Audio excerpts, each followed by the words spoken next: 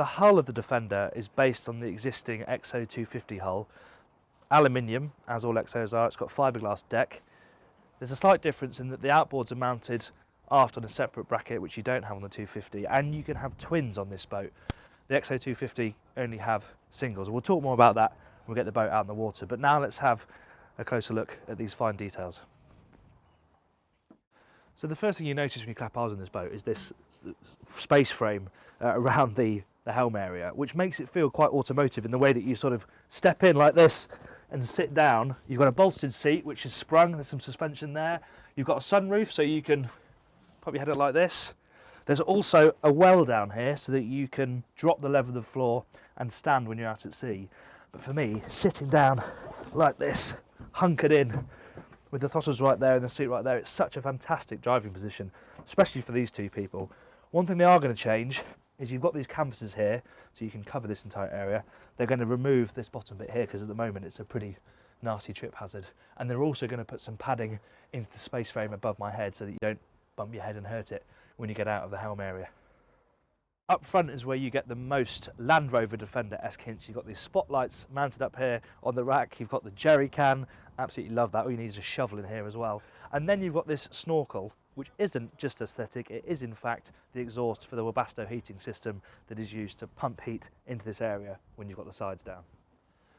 And then forward in the rear of the bow, you have a cushion for here, which you can make this place into a sun pad. Underneath is where the lion's share of the boat's storage is. Great for chucking in fenders, lines, bags, things like that.